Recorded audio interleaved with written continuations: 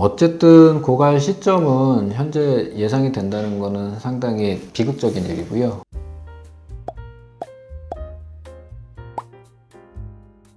안녕하세요. 원영재 변호사입니다. 오늘은 2024년 9월 초 21년 만에 나온 국민연금 개혁안에 대해서 얘기해 보고자 합니다. 개혁안 특징은 저는 크게 4가지로 보았고요. 제일 궁금해 하시는 내는 돈, 보험료율이 9%포인트에서 13%포인트까지 4%포인트 증가한 게 가장 큰 특징이고요. 두 번째 특징이라면 받는 돈, 소득 대체율을 40%에서 42%까지 증가하는 것이 또 두 번째 특징이겠습니다. 소득 대체율도 국민연금을 논하기에 있어서 제일 중요한 개념인데요.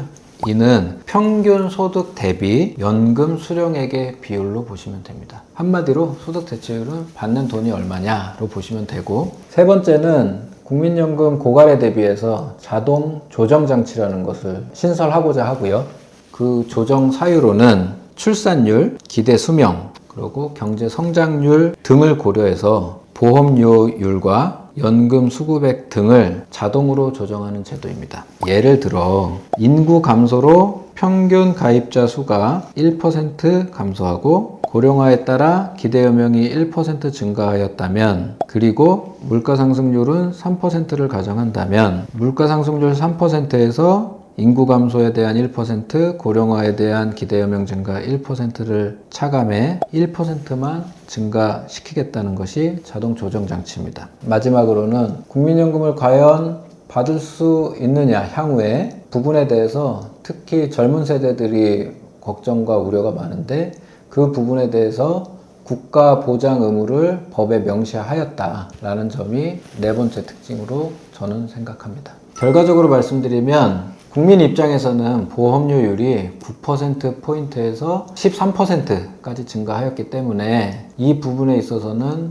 불리하다고 생각이 되고요. 기타 소득 대체율이나 자동 조정 장치 등을 두었다 하더라도 보험료율이 증가되는 부분에 있어서 불리함을 극복하기는 좀 어렵기 때문에 일반 국민연금을 납부하여야 하는 국민들 입장에서는 국민연금 개혁안이 부담된다라고 볼 수 있고요. 다만 그럼에도 불구하고 장기적으로 그리고 통합적으로 본다면은 보험료율의 증가는 단순히 보험료 자체를 많이 걷겠다가 아니라 향후에 예상되는 국민연금 고갈을 미리 방지하고 준비하고자 하는 방법이기 때문에 국민연금이라는 제도 자체를 지키고 국민들이 계속 활용할 수 있도록 하기 위한 방법이라는 측면에서는 저는 개인적으로는 이 국민연금 개혁안은 필요하다고 생각을 합니다. 그 부분에 있어서는 이번 연금 개혁안의 특징 중에 하나인 보험료율을 차등 지급하는 보험료율 차등 적용이라는 부분을 말씀드려야 될 것 같은데요. 간단하게는 제일 보험료율을 증가폭이 높은 50대를 먼저 말씀드리면 4%포인트 증가를 4년 동안 이루어지기 때문에 매년 1%포인트씩 보험료율이 증가되게 됩니다. 즉 50대는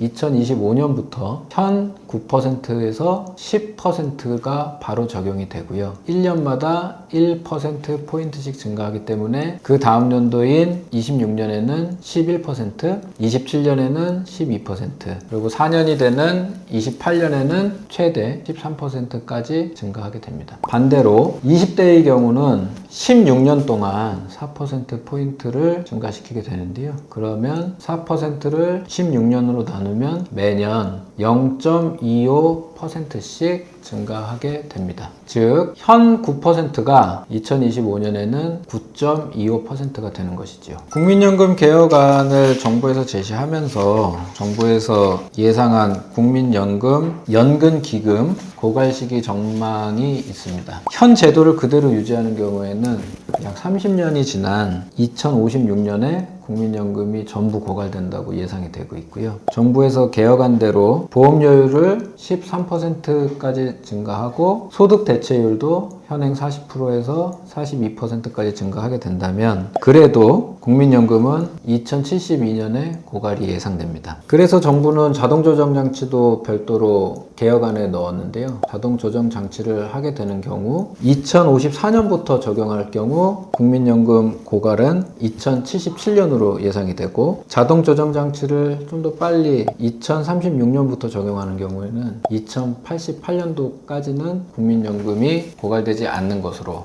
그렇게 예상이 됩니다. 어쨌든 고갈 시점은 현재 예상이 된다는 것은 상당히 비극적인 일이고요. 국민연금 자체가 영원히 고갈되지 않아야 될 텐데 고갈 시점이 예상되는 자체만으로도 국민연금 개혁안은 필수적이고 어떤 식으로든지 개혁이 이루어지고 국민연금이 고갈되지 않아야 한다는 것만은 중요한 사실입니다. 특히 국가지급 의무를 법으로 명시했다는 점에서는 국민연금이 고갈됨에 대한 국민들의 불안을 일부 잠재울 수는 있다고 봅니다. 다만 국민연금 지급을 의무로 명시하고 있다 하더라도 실제 그 지급을 하기 위해서는 결국에는 재원이 필요한데 법에 명시되어 있다고 하더라도 재원은 결국 세금 등을 통한 필요로 이루어지지 않을까. 그 부분이 현실적으로는 마저 해결돼야 되는 부분이고 현재로서는 정부도 법에서도 해결되지 못하는 것이 한계로 보입니다.